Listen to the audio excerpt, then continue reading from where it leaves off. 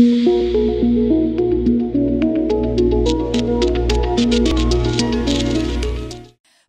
ini kita semangat semua karena kita beribadah bersama kepada Allah yang dahsyat. Amin. Saudara, Allah saudara dahsyat. Ya, saya senang kalau berkhotbah selalu memilih judul yang memang luar biasa dahsyatnya Allah kita, karena saya sharing dari hidup saya, pengalaman saya, bagaimana saya bersama-sama dengan Tuhan. Saya tertarik dengan kehidupan Ayub, ya. Ada kehidupan Ayub yang luar biasa. Judulnya adalah Kejadiannya Dahsyat di Dalamku. Saya nggak perlu tahu bagaimana saudara mengatakan Allah dahsyat di dalammu, tapi saya mau beritahu bagaimana Dia dahsyat. Allah yang luar biasa, Allah yang peduli, Allah yang penuh dengan kasih dan pengorbanan itu di dalam diri saya. Kejadiannya dahsyat di dalamku. Bagaimana kita tahu bahwa Dia dahsyat di dalam kita, Bapak Ibu? Saya mau bawa pikiran saudara, kita belajar bersama-sama melalui firman Tuhan. Bagaimana kita bisa tahu bahwa Allah itu dahsyat di dalam kita. Allah itu adalah sebuah keajaiban, ya. Semua apapun yang Ia lakukan yang menyangkut kehidupan kita, semua itu merupakan sebuah keajaiban. Nah, masalahnya kadang kita nggak sadar, benar nggak? Kita merasa semua ini kewajiban Tuhan. Apa saja yang kita lakukan, baik itu kesuksesan, baik itu kebaikan, baik itu kelemahan dan lain sebagainya, semua itu tanggung jawab Tuhan. Ya, benar Tuhan menciptakan dengan kasih-Nya, merupakan tanggung jawab Dia mengapa Dia menciptakan kita, Dia create kita, ya kan? Tetapi ada tanggung jawab yang kita juga harus pikul. Bentuknya seperti apa? Ada 2 poin di sini yang bagus sekali yang merupakan tanggung jawab kita. Yang pertama adalah saya dengar Pak Yohanes kemarin di gereja, ya, di BIC memberitakan tentang tahu diri. Saya lebih cenderung kepada sadar diri. Ya, kita harus sadar. Kita gak akan bisa menjadi orang yang tahu diri kalau kita tidak pernah sadar siapa kita di dalam Tuhan. Ya, yang pertama adalah sadar diri. Siapa kita dan siapa Allah kita. Saudara harus pahami dulu siapa Allah kita. Allah kita adalah Allah yang besar. Allah kita adalah Allah yang hidup di dalam kita karena Dia create kita, Dia menciptakan kita, berarti Dia bertanggung jawab atas hidup kita. Dia Allah yang penuh dengan keajaiban, Dia sumber kehidupan. Setuju dengan saya? Allah is everything buat kita, Dia segalanya bagi kita. Amin. Dia segalanya, Dia segalanya. Yang kedua itu adalah bagaimana kita bisa hidup bergantung kepada Allah pada waktu kita tahu siapa Allah kita. Kalau kita tidak tahu, kita nggak mungkin bisa menyerahkan hidup kita kepada Dia atau bergantung hidup kepada Dia. Benar? Siapa di sini yang pasangan, ya, atau anak-anak yang hidupnya bergantung kepada pasangannya, suaminya atau istrinya, atau anak-anak hidup bergantung kepada orang tua atau orang yang dia cintai, dia kasihi, dia percaya bahwa orang itu pasti bertanggung jawab atas hidup saya. Ya, jadi ada 2 poin di sini, yaitu bagaimana kita bisa menjadi orang yang sadar diri. Pertama, kita harus tahu siapa Allah. Kedua, kita harus tahu siapa kita. Kita diciptakan, kita bergantung kepada Allah sepenuhnya. Saudara tidak bisa mengatur hidup saudara sendiri. Setuju dengan saya? Setuju enggak? Kita nggak bisa bilang, mata jangan kedip. Nggak bisa kita mengatur mata kita untuk kedip atau tutup atau buka atau melotot aja. Nggak bisa.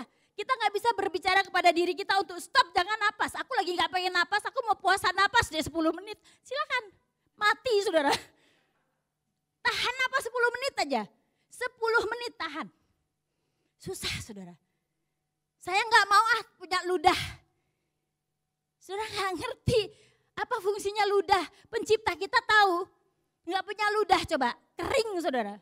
Itu sebabnya saudara perlu air. Semua yang dilakukan Tuhan itu sudah yang terbaik dan Dia berkuasa atas itu.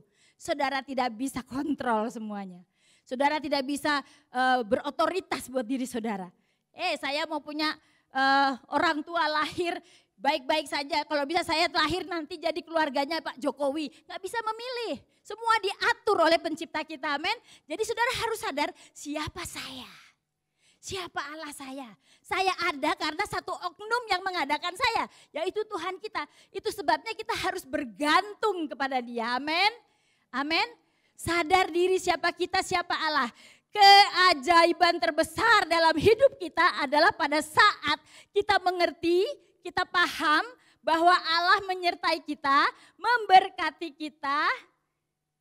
Ya kan? Allah menyertai kita, memberkati kita setiap saat, setiap waktu, every single minute. Setiap waktu. Tapi berapa banyak apa yang kita lakukan, kita melupakan Tuhan. Kita tidak sadar diri siapa kita, siapa Allah kita. Salah satunya adalah kurangnya kita percaya kepada Allah. Kurangnya kita berserah kepada Allah.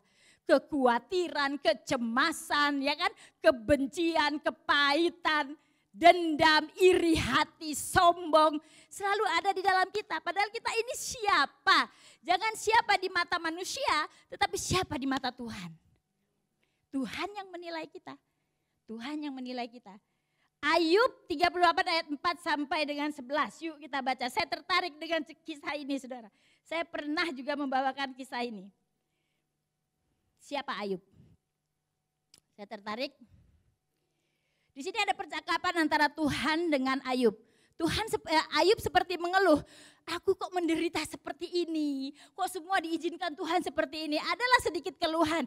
Tuhan, kenapa engkau membiarkan semua ini terjadi pada diriku? Kemudian di ayat yang ke-4 dikatakan, Tuhan menjawab Ayub, ayat yang ketiga, bersiaplah engkau Ayub, dengarkan apa kataku sebagai seorang yang tegar, seorang laki-laki yang kuat, dengar.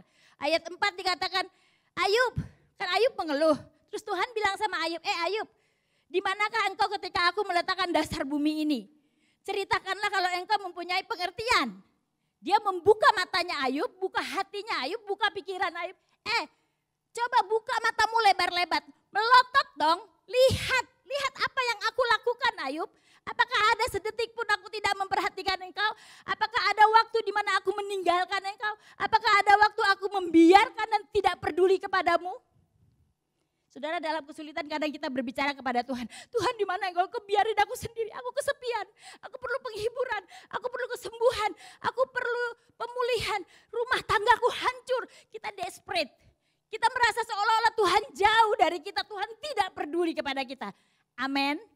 Kadang saya mengalami juga, tapi cepat-cepat kita harus sadar. Buka mata kita. Tuhan katakan ini, siapakah yang meletakkan atau menetapkan ukurannya? Hei, langit ini siapa yang topang? Pilar-pilarnya dari mana? Kekuatannya dari mana? Siapa yang kerjakan itu semua? Berapa kita bayar tukang untuk menopang langit ini? Bayangkan, pandang bahwa yang melakukannya adalah Allah. Tuhan kita yang menjadikan kita, yang tinggal di dalam kita. Wow, kalau dia di dalam kita, apa yang perlu saudara takutkan? Amin. Bukankah engkau mengetahuinya? Saudara dan saya kita tahu. Kita tahu tangan Allah yang kuat yang menopang. Atau siapakah yang merentangkan tali pengukur badannya? Saudara ukur deh nih, muka bumi ini ukur. Silahkan, saya nggak bisa. Di luar kemampuan kekuatan saya, di luar pengetahuan saya, bagaimana Allah begitu besar tangannya. Dia bisa mengukur semua dan dia ingat itu, dia tahu itu. Persis, exactly. Gak kurang 1 senti, gak lebih 1 senti. Atas apakah sendi-sendinya dilantak? Itu mur pakunya segede-gede apa ya? Ya kan? Dan siapakah yang memasang batu penjurunya? Ayat 7, pada waktu bintang-bintang fajar dan seterusnya. Ayatnya yang ke-10, ketika aku menetapkan batasnya dan memasang palang dan pintu. Ketika aku berfirman sampai di sini, boleh engkau datang, jangan lewat. Disinilah gelombang-gelombangmu akan congkak. Yang congkak itu akan berhenti. Saudara, di Bali ini semuanya pantai ya. Kemana saudara pergi ke pantai gratis. Saudara pergi ke pantai, saudara duduk. Pernah pasti semuanya ya. Ini salah satu perenungan saya yang hebat, yang luar biasa. Yang menjadi prinsip hidup saya bahwa Allahku itu Allah yang super ajaib dan dahsyat. Kuasanya luar biasa, otoritasnya luar biasa. Saya pergi ke pantai, saya senang. Duduk di pantai, mereka ngopi, saya hanya memandang jauh ke sana. Di laut lepas itu katanya bisa membuat kita stresnya hilang. Jadi pandang aja jauh ke sana. Di sana tuh gelombang bisa besar saudara. Dari mana datangnya saya nggak tahu. Di ayat ini pun Tuhan bilang, saudara emangnya tahu? Ayub, dia bilang, Yub coba kamu pikir, lautan ini yang bendung siapa? Kok dia tahu batas-batasnya? Terus dia kok kalau pergi dari sana itu keluar dari rahim katanya, dari dasar laut. Siapa yang pernah tahu ada dasar laut yang meluapkan air segitu banyaknya? Siapa pikir? Tuhan. Tuhan siapa? Tuhan saudara dan saya yang kita kenal.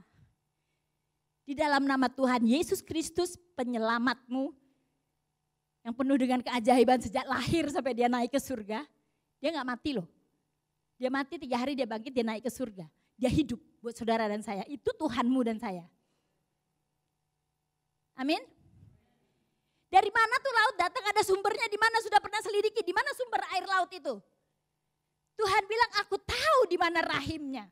Aku saja yang tahu di mana dan memberikan batas-batas laut itu harus kemana dan berbuat apa. Gelombang dari sana ya, wah tinggi besar entah seperti orang suka surfing itu ya, wah seneng menari-nari di laut. Wih, itu air laut sombong loh.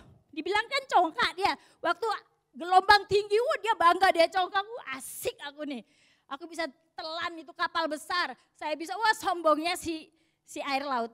Tetapi Tuhan yang menghancurkan kesombongannya. Setelah dekat pantai dia tenang. Dia tenang. Batasnya di sini dia harus berhenti di sini. Dia balik lagi kan. Padahal ada kita di situ, makan aja kita. Tapi enggak.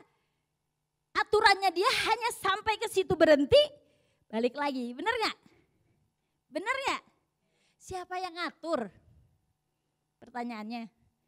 Sampai gelombang ombak aja yang congkak itu dipatahkan oleh Tuhan. Nggak boleh sombong kamu. Fokus, lihat siapa yang mengatur engkau.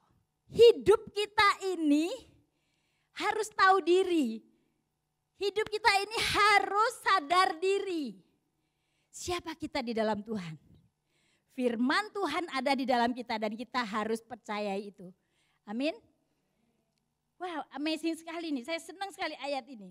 Pernahkah dalam hidupku engkau menyuruh datang dini hari atau fajar? Kita atur itu matahari, bulan dan bintang? Enggak. Hanya Tuhan sajalah. Wow, saya lihat Tuhan ini busy sekali ya. Sibuk sekali. Dia sibuk sekali. Benar saudara? Dia Allah yang sibuk. Kenapa dia sibuk untuk kita? Karena dia mencintai saudara dan saya. Dia memfasilitasi semua yang menjadi kebutuhan kita. Amazing. Hal sepele saudara bangun tiap hari, duduk di atas tempat tidur, lipat tangan berdoa, boro-boro. Bangun pagi apa yang dicek? Siapa yang dengan saya bangun tidur ngecek HP? Amin, haleluya. Dia lebih penting dari segala. Oh kalau HP buka firman, puji Tuhan ya. Suami saya selalu HP, lihat firman, bukan lihat yang lain, puji Tuhan. Semoga itu mendampak ke saya juga ya. Karena saya bangun pagi sudah telur madu, havermut, ya kan, sediain makan pagi buat suami. Bikin jus, suami bangun habis firman Tuhan, firman untuk tubuh. Ya. Makan harus. Jadi kalau saya udah bangun telat nggak ada sarapan saudara. Pada waktu bintang fajar bersorak-sorai bersama-sama, siapakah yang telah membendung laut dan pintu-pintunya? Ketika aku membuat awan menjadi pakaiannya dan kekelaman menjadi kain bedungannya, bedung ya di bedong. Ketika aku menetapkan batasnya dan memasang palang-palang, ketika aku berfirman sampai di sini boleh engkau datang, jangan lewat, disinilah gelombang-gelombangmu yang congkak akan dihentikan. Wow. Artinya di dalam hidup ini diatur sesuai dengan manual yang sudah Tuhan berikan. Di dalam firman Tuhan manualnya. Saudara yang ini boleh, stop. Kalau menyimpang, balik. Ya. Kalau yang ini tidak boleh, jangan pergi ke sini. Tuhan bilang jangan pergi ke sini, kamu akan celaka. Tetaplah di sini. Hidup bergantung kepada Tuhan. Yang kedua, sadar akan ketergantungan hidup kepada Allah. Yohanes 3 ayat 16, ini ayat yang luar biasa saudara. Ayat yang kita hafal dan dikhotbahkan setiap Christmas. Ingat gak Yohanes 3 ayat 16? Karena begitu besar kasih, oh saya hafal dari sekolah minggu saudara. Gak perlu buka Alkitab. Karena begitu besar kasih Allah akan dunia ini sehingga diberikannya lah anaknya yang Tunggal supaya setiap orang yang percaya tidak binasa melainkan mendapatkan hidup yang Bu Devi kekal. Seneng ya baca firman ini. Tapi saudara mengerti enggak? Di judul yang pertama atau sadar diri tadi, siapa Allah siapa kita, itu dikatakan Allah kita apa saudara? Luar biasa ya, dahsyat ya. Nah, sadar akan ketergantungan. Bagaimana kita bisa bergantung kepada Allah? Kita harus mengerti siapa Allah kita dulu. Yang kedua, kita percaya ya. Nah, yang di ayat 3:16 ini, pasal 3 Yohanes 3 ayat 16 ini, karena begitu besar kasih Allah, saudara garis bawahi kasih. Karena begitu besar kasih Allah, saudara saya menemukan ada dua hal kekuatan Allah hari ini, yaitu dia itu penuh dengan kasih. Dia mengasihi kita karena begitu besar lah lautan, cakrawala semua itu besarnya seapa. Ini dibilang begitu besar, berarti lebih besar dari apapun juga. Yang saya pelajari di sini adalah besar kasihnya melebihi dirinya sendiri. Wow, melebihi dirinya sendiri. Mengapa begitu? Karena ia memberikan anaknya yang tunggal satu-satunya sematawayang. Saya sering bicara tentang sharing-sharing tentang anaknya Bu Lydia yang sematawayang. Aduh sampai Bapak iku loh. Sampai aduh bagaimana ya hatinya pergi ke Surabaya gak pernah pisah anak kesayangan Bapak ya kan.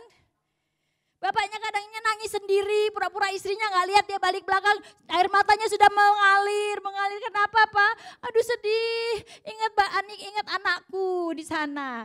Saudara pikir apakah Tuhan tidak melebihi itu? Tuhan hatinya melebihi itu, karena sayang, karena mengasihi, karena mencintai dia lebih besar dari segalanya. Saudara harus paham itu ya. Pertama dia mengasihi, yang kedua sehingga diberikannya anaknya yang tunggal. Dia tidak memikirkan siapa dirinya walaupun kasihnya begitu luar biasa. Dia mengorbankan, dia berikan. Ini DNA Allah saudara. Yang saya temukan DNA Allah. DNA ya. Darah Allah.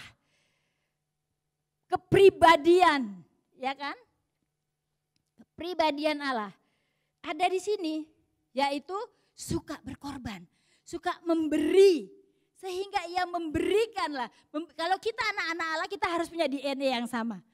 Kasih dan pengorbanan. Memberi dari apa yang kita punya satu-satunya. Bukan memberi dari kekurangan atau tidak punya. Karena kalau saudara tidak punya, saudara kurang, saudara gak bisa memberi. Pasti ada walaupun satu-satunya. Ada. Yaitu karunia saudara. DNA saudara adalah memberi, kita harus bisa memberi. Memberi seperti Tuhan, memberi tidak egois, memberi tidak memberinya begini tapi dipegang ekornya. Tarik menarik, ya kan, tidak nyemplung-nyemplung di kolektor. Kalau ada vision, ada misi yang sedang disampaikan, yes aku mau berkorban, yes aku mau pergi, yes aku mau memberi. Tapi saudara hanya di mulut aja, giliran waktunya dijalankan persembahan, saudara lupa gak mau memberi. Tapi komitmennya luar biasa, saya pergi dong, saya ikut dong, saya melayani dong, saya ikut menyumbang dong, saya ikut donasi dong. Pada saat saudara mendengar, tapi waktu kolektor dijalankan saudara tidak memberi apa-apa. Kemudian yang doa bilang, kami memberi dari kekurangan kami, tidak punyanya kami. No, you have one. Kamu pasti punya satu. Karena kalau saudara tidak punya apa-apa lagi, saudara mati. Maaf, sudah selesai. Apa yang bisa saudara beri? Pemberian tidak melulu berbicara tentang dompet, saudara. Pemberian tidak berbicara melulu tentang uang. Tidak berbicara banyak tentang kaya dan miskin. Pemberian itu menyangkut hati, di mana saudara mengerti bahwa Allah saudara, DNA saudara, darah saja saudara, lifestyle saudara adalah memberi. Memberi. Memberi tidak memikirkan dirimu, memberikan atau memikirkan bagaimana kita bisa menyenangkan hati Tuhan. Apa yang menyenangkan hati Tuhan? Saudara tahu di dalam manual Galatia 5 ayat 22-23. Menyenangkan hati Tuhan. Yang tidak menyenangkan hati Tuhan mana?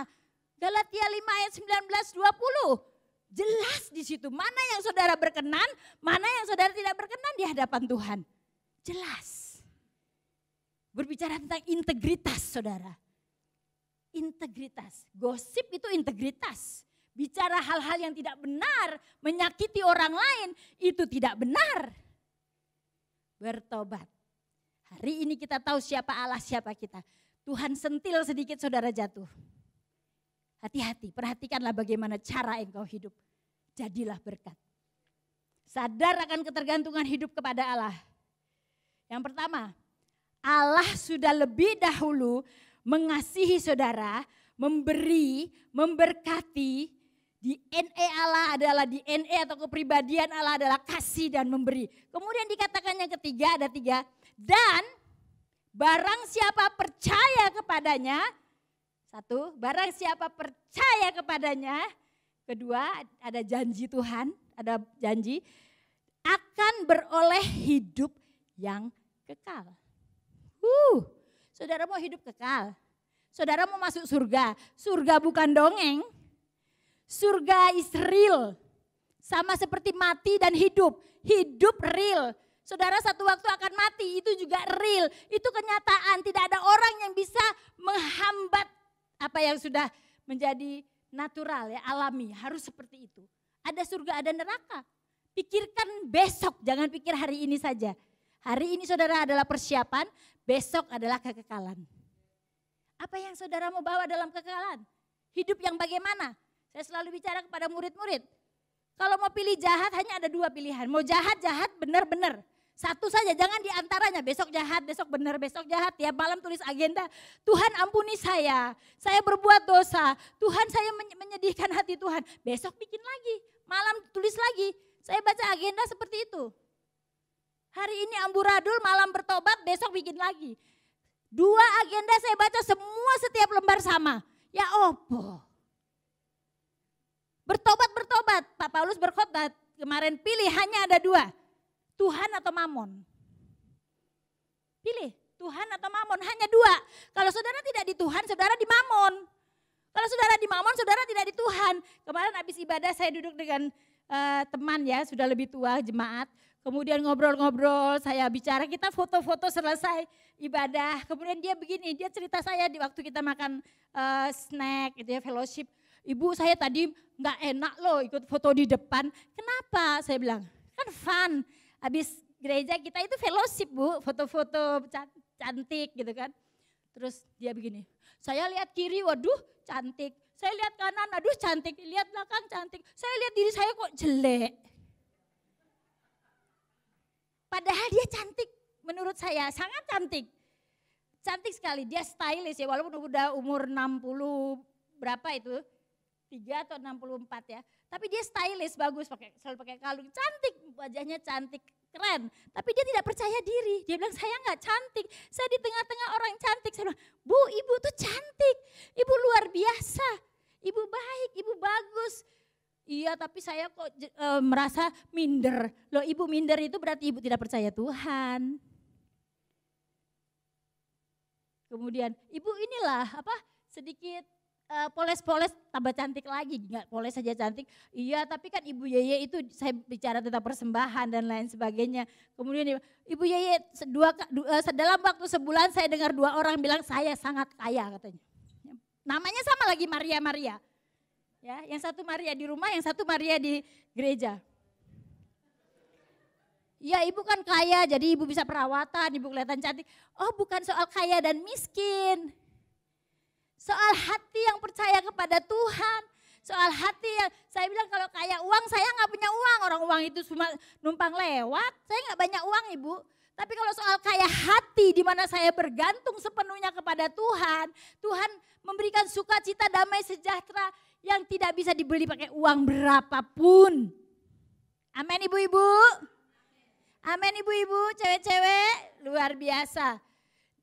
Kecantikan atau kaya itu tergantung iman di dalam kita. Terus saya bilang, ibu kalau saya mau kasih ibu, saya ini gak punya banyak uang. Karena dia berpikir saya banyak uang. Ibu, saya bahagianya di uang. Salah saudara-saudara ya, salah. Jadi saya bilang, ibu kalau ibu saya kasih pilihan. Ibu mau damai sejahtera bahagia atau ibu mau uang yang banyak? Karena dia selalu bicara soal uang, kebahagiaan dia itu uang. Mana yang ibu pilih? Uang katanya. Saudara, kalau saudara pilih mamon, saudara gak bahagia. Saya bilang sama dia, pilih uang, uangnya banyak tapi tinggal di rumah sakit mau. Berantem terus dalam keluarga mau. Yang gak mau, kalau ibu pilih apa? Saya pilih bahagia, saya pilih damai sejahtera. Artinya Tuhan saya adalah sumber damai sejahtera, sumber bahagia, sumber kehidupan. Saya mau saya hidup setiap hari walaupun gak punya uang. Kalau saya pilih Tuhan, saya mendapatkan bonus. Karena dia adalah sumber segalanya. Jadi bukan uang yang membahagiakan saya, tapi Tuhan saya yang memiliki segalanya, kekayaan, harta dan lain sebagainya, itu yang akan membuat saya kaya di dalam Tuhan. Amin. Tuhan atau mamon? Kebaikan atau kejahatan?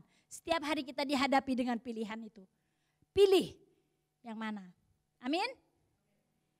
Dan barang siapa percaya kepadanya akan beroleh hidup yang kekal.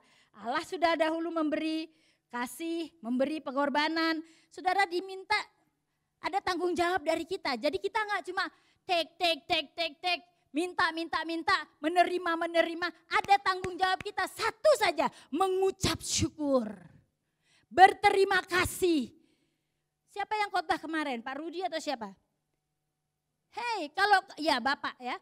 Hei, kalau kamu sudah diberi, katakan terima kasih. Ingatlah kepada orang-orang yang sudah membawa hidupmu sampai pada saat ini. Karena saudara tidak berjalan sendiri, tapi ada orang-orang yang sudah mendukung saudara, menolong saudara, memotivasi saudara sampai saudara bisa sampai hari ini. Saya bisa sampai seperti saya hari ini, saya bisa sampai seperti saya hari ini.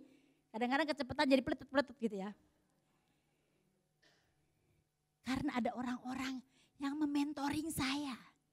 Karena ada teladan-teladan dari teman-teman dan pemimpin yang mengisi hidup saya. Saya belajar dari mereka.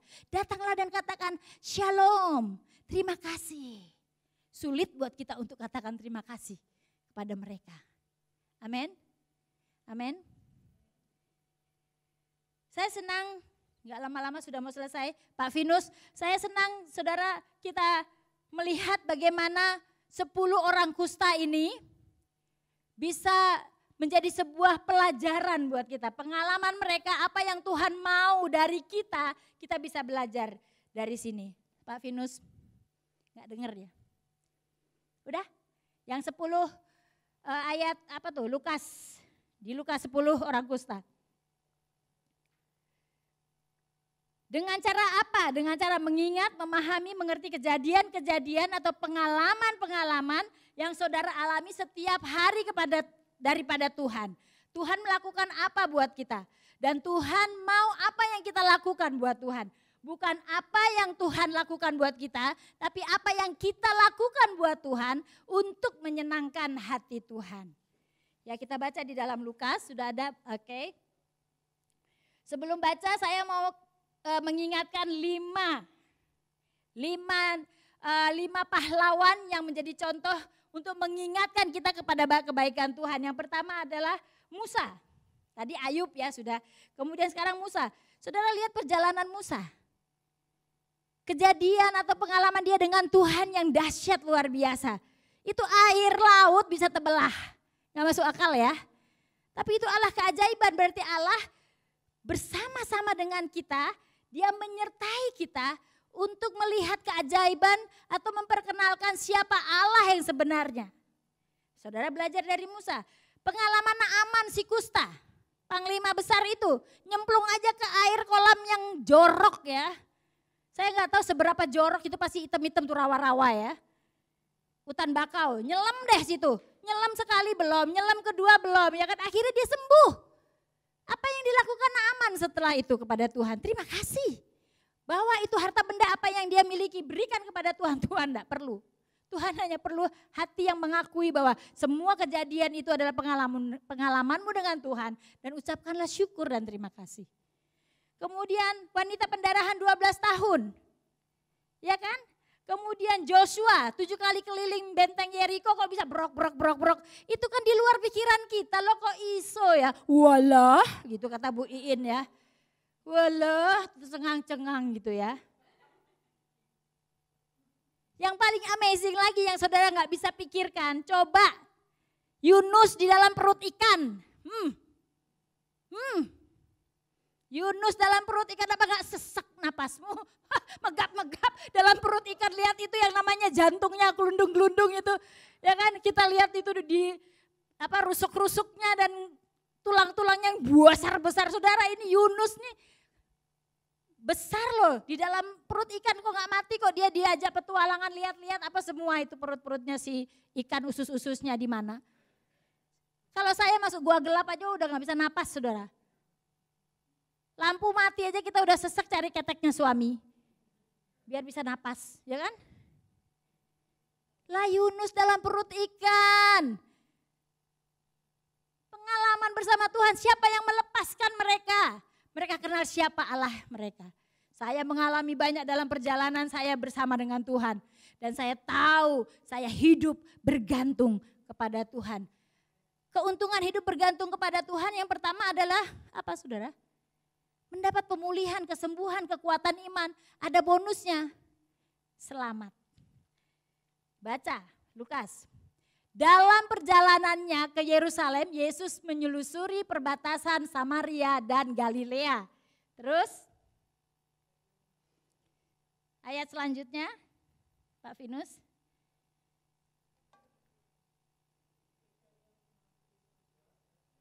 Ketika ia memasuki suatu desa, datanglah 10 orang kusta menemui dia.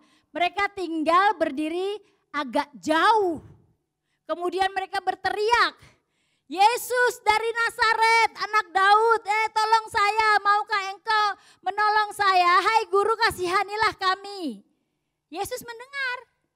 Walaupun mereka teriak dari jauh, Yesus kasihanilah kami. Yesus bilang, apa di situ? Lalu ia memandang mereka dan berkata, pergilah.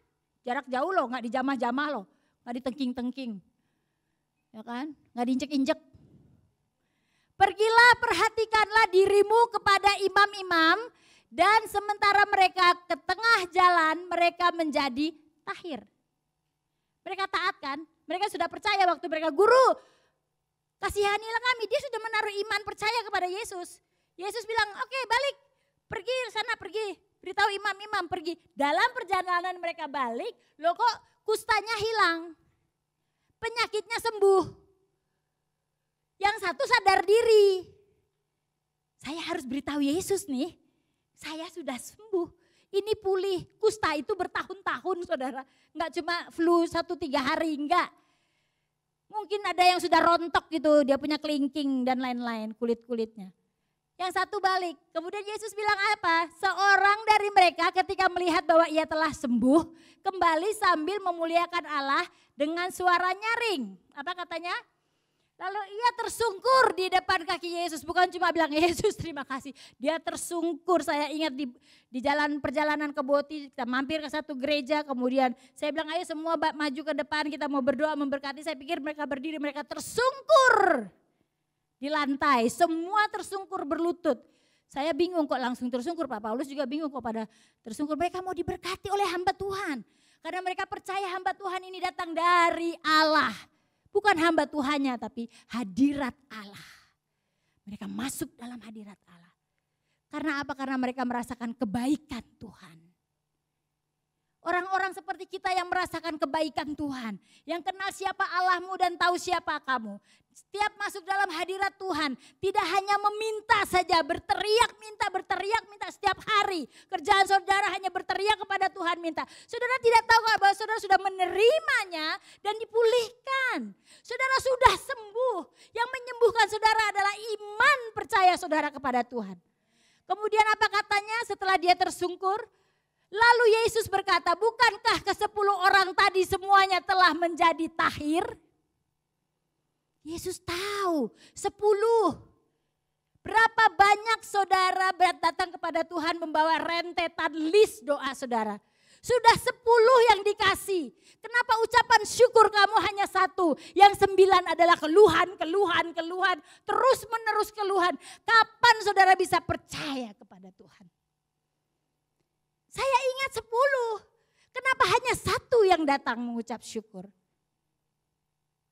Haleluya. Teguran buat saudara dan saya. Kita datang kepada Tuhan dengan seabrek-abrek, sekoper, selemari. Kekhawatiran, kecemasan. Saudara sedang tidak percaya kepada Tuhan. Datang kepada Tuhan, serahkan semua. Pulang dengan beban yang ringan. Pulang dengan sebuah kepercayaan bahwa Allah telah melepaskan belenggu saudara. Kekhawatiran, ketidakpercayaan. Amin.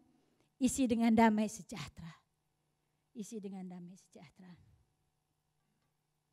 Dikatakan selanjutnya apa tadi? Tidak adakah di antara mereka yang kembali untuk memuliakan Allah selain daripada orang asing ini? Ayat selanjutnya.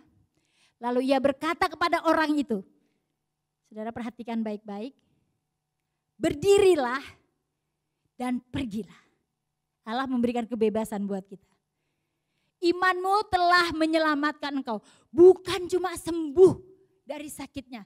Bukan cuma dipulihkan dari sakitnya. Bonus saudara adalah keselamatan hidupmu. Engkau dan seisi rumahmu. Karena iman yang engkau dapatkan dari Tuhan, keselamatan, pengalamanmu yang dapat dari Tuhan. Waktu saudara pulang, saudara menjadi berkat. Yang Tuhan inginkan buat saudara dan saya menyenangkan hati Tuhan berdasarkan ucapan terima kasih. Waktu kita datang ke chapel ini, kita praise and worship, kita memuji Tuhan, menyembah Tuhan. Puji dan sembahlah Dia dengan sungguh-sungguh. Berdasarkan apa? Berdasarkan pengenalanmu akan Tuhan. Siapa Tuhan? Hei, kalau Jokowi yang berdiri di sini, saudara punya baju bagus-bagus. Saudara punya penampilan yang keren. Kita mau ketemu pembesar loh. Kita mau ketemu presiden loh. Ya ilah baru presiden. Ini Tuhan kita, setiap pagi kita ketemu. Sebelum kita melakukan apa-apa kita datang kepada Tuhan. Kita bergantung kepada Tuhan agar Tuhan pelihara kita. Apa saja yang terjadi di luar sana jangan pernah takut. Waktu saudara berjalan bersama dengan Tuhan. Jalan bersama Tuhan loh ya. Saya ingat ilustrasi saya terakhir. Kita hidup di atas telapak tangan Tuhan, kaki kanan kita di tangan kanan Tuhan, kaki kiri kita di tangan kiri Tuhan. Kita jalan seperti ini. Setiap langkah kita diatur oleh Tuhan. Setiap langkah kita dipimpin oleh Tuhan. Jangan kakimu itu pergi dari tangan Allah. Jatuh. Jatuh saudara yang satu, cuma satu aja gak kuat. Jatuh saudara, pasti jatuh kalau cuma satu. Tapi dua-duanya, kanan, kiri, kanan. Tangan Allah yang kuat. Tangan Allah yang kuat. Jangan pergi dari situ. Tuhan memberkati engkau. Saya mau cerita banyak tapi waktunya sudah lewat. Next time. Saya mau cerita bagaimana Pak Paulus mendapatkan kanker. Ya kan? Sebagai istri. Saya mau cerita bagaimana anak saya hilang di hutan. Datang ke Bali dengan nothing. Pak Paulus selalu bilang bawa 2 koper, itu saya baru pulang dari Australia, isi koper itu boneka, mainan, oleh-oleh. Belum sempat bongkar saudara. Saya lari dari Ambon sampai di Makassar. Ambon itu antara Obet dan Acang, Makassar adalah Acang. Glepok di lantai airport, gak ada pesawat. Pakai baju tidur saudara. Gak pakai sendal, gak sempat pakai sepatu, pakai sendal. Pakai baju tidur yang ada, lari ke hutan, lari kemana-kemana. Gak bawa apa-apa. Hari ini saya masih bisa ada di sini hidup. Dan memikul beban yang ada bersama dengan Tuhan. Pengalaman pengenalan saya kepada Tuhan melonjak saudara. Waktu itu saya mungkin imannya -1. Hari ini dengan pengalaman-pengalaman dengan Tuhan, percaya iman saya bisa melonjak sampai 180 derajat. Sampai jarumnya itu gak bisa bergerak lagi di ujung sana. Pilihan-pilihan yang kita mau adalah pilihan-pilihan dari pengalaman-pengalaman kita bersama dengan Tuhan. Mau baik atau jahat. Mau Tuhan atau mamon. Pilih hari ini. Tuhan sediakan bonus buat saudara. Keselamatan kekal di surga.